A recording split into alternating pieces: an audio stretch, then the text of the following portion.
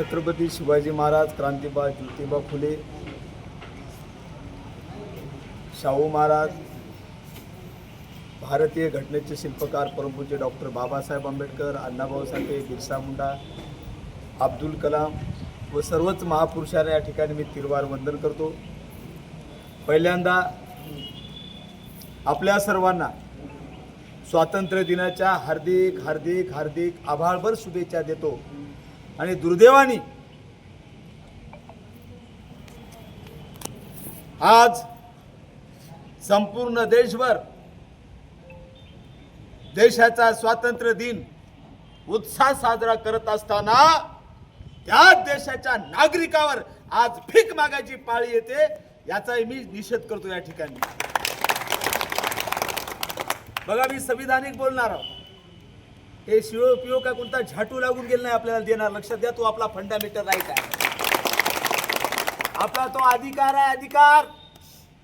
मिलिंददादांनी सांगितलं, दंडवे म्हणला गाडे फेकून देतो, तुझ्या गांडीत दम असत आम्हाला तारीख सांग, आम्ही गाडे घेऊन येतो, दे फेकून माझ्या समोर। काय बोलताय तुम्ही? इथं कोणाची दादागिरी चालणार नाही, फक्त दादागिरी चलल संविधानाची। आणि संविधान आपल्या बाबतीत काय सांगते मी सांगणार आहोत, लक्षपूर्वक ऐका। हे नौकर आहे, कोण दंडवे, कोणता न काय शिव कोण आहे ते आपला नौकर आहे, तो गुलाम आहे आपला, पगार घेतो, तो मालक नाही आपला। आणि म्हणून प्रत्येकाने कान खोलून फक्त माझ्या शब्दावर लक्ष द्यायचं। काल आपल्या सर्वांचे नेते भीम टायगर सेनेचे जिल्हा प्रमुख मिलिंददादाचा फोन आला आणि सांगितलं, दादासाहेब वेळ आहे का? ऍक्च्युली मला वेळ नव्हता, पण जो विषय सांगितला आपल्या जीवन मरणाचा, मी जीवन मरणाचा ह्यासाठी म्हणतोय कारण भाकरीशिवाय माणूस जगू शकतो का? बरोबर आहे ना? आणि विशेष म्हणजे इथे सगळ्या जाती धर्माचे लोक होते। खरं बघितलं तर आमची एक जात भाकरीची, मग मुसलमान असेल, शीख असेल, जैन असेल, हिंदू असेल, तो भाकरीशिवाय जगल का? आणि मला वाटलं आपण त्या ठिकाणी गेलं पाहिजे।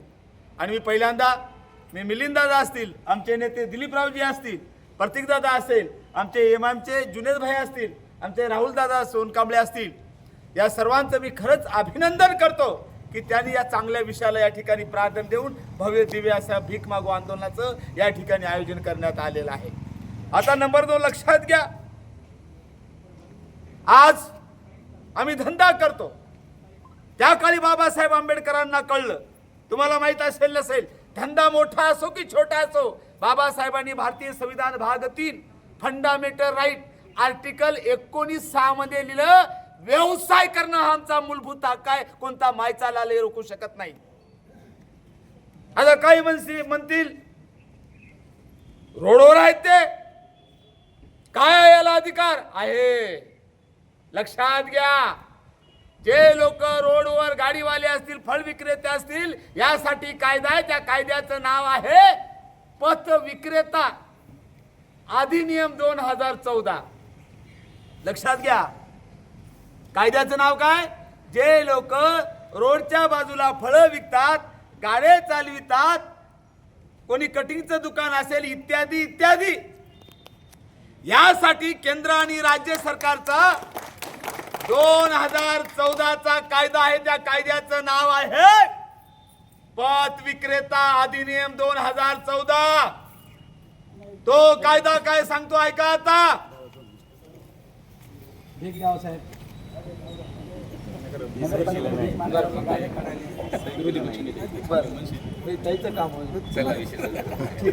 चला विषयाकडे लक्षात घ्या, तुम्ही नियम बाहेर नाही ते डोक्यातून काढून टाका।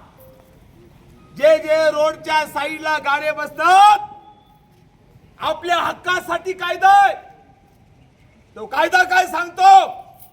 जे जे माणसं रोडच्या बाजूला छोटा छोटा व्यवसाय करतात, त्यांना शिवोला काढता येणार नाही, काढण्यासाठी फक्त नियम टाकलेला आहे। जर त्यांच्यामुळं ट्रॅफिकला प्रॉब्लेम येत असेल, येते का तुम्हाला? तुमच्यामुळे ट्रॅफिक जमते का?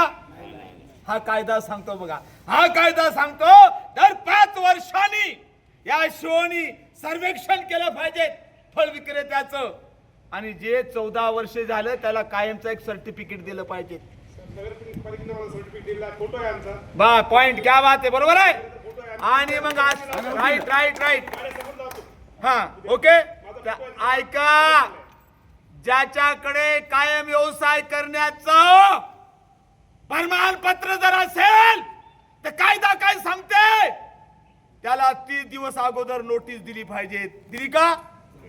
मग त्या हरामखोर नगरसेवकाला मला सांगायचं, भडव्या तू सुप्रीम कोर्टापेक्षा मोठा आहेस का? केंद्र सरकार आणि राज्य सरकारी हरामखोरा, तू त्या सीटवर बसलास. राज्य सरकारने कायदा केला, केंद्र सरकारने कायदा केला, नियमावली केली, तुला कायद्याचं पालन करता येत नाही, तुला माफ आहे कायदा?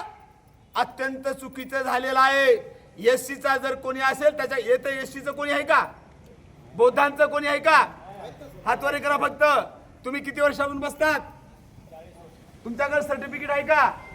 असं कोणाकडे असतं तर याच्यावर 18 शिटी मी दाखल करतो स्वतः. काढता येणार नाही, दादागिरी नाही. ज्याच्याकडे सर्टिफिकेट आहे त्याला जर काढायचं असेल, तसं जर कारण असेल तर सुप्रीम कोर्ट पत विक्रेता अधिनियम 2014 सांगतं, एक तर त्यांना 30 दिवसाच्या अगोदर नोटीस दिली पाहिजे. नंबर 2, तुम्हाला काढायला तर तसं कारण असेल, जसं इथं दंगा होणार आहे तुमच्या दुकानामुळे, इथं आता ट्रॅफिक सगळी जाम व्हाली, तर तो कायदा सांगतो याची पर्यायी व्यवस्था अगोदर करा. हे काही केलं नाही, केलं यांनी. आणि मग इथं कायदाच मोडलेला आहे. आपल्याला पहिल्यांदा शिवोला सस्पेंड करा, दलितांचे बोधांचे आहेत म्हणून याच्यावर 18 शिटी दाखल करा म्हणून आपल्याला कायदा नाता याच्या पुढे आपल्याला आपण याच्या विरोधात तक्रार देऊ का? चर्चा करूया. शिवो असेल का तुर्रम खान असेल, प्रत्येकाची बांधिलकी कायद्याशी आहे. कायदा त्यालाही माफ करणार नाही. या ठिकाणी तुमच्या बाबतीत त्यानं जर हे केलं तर माझा दावा आहे, या शिवोनं जे काही केलं अशोकराव चव्हाणच्या सांगण्यावरून केलं, असा मी जाहीर आरोप या ठिकाणी करत आहे. लाज वाटा पाहिजे अशोकरावला. त्याचे चेले चपाटे चाटे असतील काहीतरी या ठिकाणी. कोणी चाटे चुकून आला असेल तर त्या चाटेने अशोकरावला सांगावं, अरे राजाचं नेतृत्व केलंस राजा. आज भोकर म्हटलं की अशोकराव चव्हाणचा मतदारसंघ म्हणून ओळखलं जातं. लाज वाटाय पाहिजेत. बापापासून पद भोगला आणि इथल्या मुसलमान हिंदूंना बोधाला मला सांगा भीक मागायची पाळी येते. लाज वाटायची गोष्ट आहे की नाही तुम्ही सांगा. अशोकराव सारख्या माणसाला त्याच्या मतदारसंघात लोक रोडवर येत असतील, भीक मागत असतील, ही त्याला लाज वाटायची गोष्ट आहे की नाही? म्हणून या ठिकाणी अशोकरावचा मी जाहीर निषेध करतो. आणि म्हणून यापुढे शिवोला चर्चा केल्यानंतर तात्काळ आम्हाला, कारण मी काय सांगितलं, रोडच्या बाजूवर बसणाऱ्यासाठी कायदा आहे, पोलीसवाल्यानं ऐका, त्या कायद्याचं नाव आहे पत विक्रेता अधिनियम 2014. सुप्रीम कोर्टाचे अनेक जजमेंट माझ्याकडे आहेत, कमीत कमी 5 जजमेंट आहेत. आणि ते सांगतं असं हे काही करता येणार, तो त्याचा फंडामेंटल राईट आहे. फक्त सुप्रीम कोर्ट सांगतं, काय सांगतं बघा. आता सुप्रीम कोर्ट म्हणतं दिवसभर बसायचं आणि संध्याकाळी उठायचं.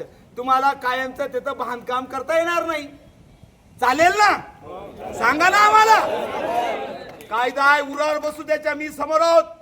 महिना 15 दिवसात किंवा 8 दिवसात यांना की मी येतो. सगळे गाड्या तयार ठेवा, सगळे गाड्या तयार ठेवा तुम्ही. आम्ही आहोत. मिलिंद दादा असतील, आमचे दिलीपरावजी असतील, प्रतीक दादा असतील, राहुल दादा असतील, आमचे जुनाद भाई असतील, आम्ही समोर आहोत. कोणता मायचा दंडवे भिंडवे बंडवे कोणता आहे ते बघू. तयार आहात ना तुम्ही?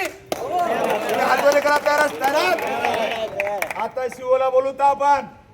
जर नाही दिले स्वतः गाडी आपण बसूया. काय व्हायचे जीवितहानी होऊ द्या. आम्ही समोर भियायची गरज नाही. हा आमचा फंडामेंटल आहे, अधिकार आहे आमचा. लक्षात आलं? हे उपकार करणारं शिवो. यांनी शिवोनी कायदा मोडला. या ठिकाणी शिवोनी जातीवाद केलं. त्याला माहित होतं या ठिकाणी कायदा असताना सुद्धा बौद्ध समाजाचे माणसं आहेत. जातीय भावनेतून त्यांनी या ठिकाणी अतिक्रमण काय काढलं. या ठिकाणी भीम टायगर सेनेचा राष्ट्रीय अध्यक्ष नात्याने मागणी करतो, शिवोर 18 शिटी आणि त्याच्यात जे सहभागी असतील त्यांच्यावर 18 शिटी दाखल करा. अन्यथा 156(3) अंतर्गत आम्ही कोर्टात जाऊ. इथं कुठेही कायदा पाळला नाही. इथं मनमानी कारभार केला. अरे तरी त्यात खुमखुमी असेल किंवा पार्श्वभागात दम असेल, कान्ना मोठ्याचे किती रोडवर घर आहेत की नाही, लावटी पाहता माहित दूध पिला असेल तर आम्ही तुझ्या सोबत आहोत.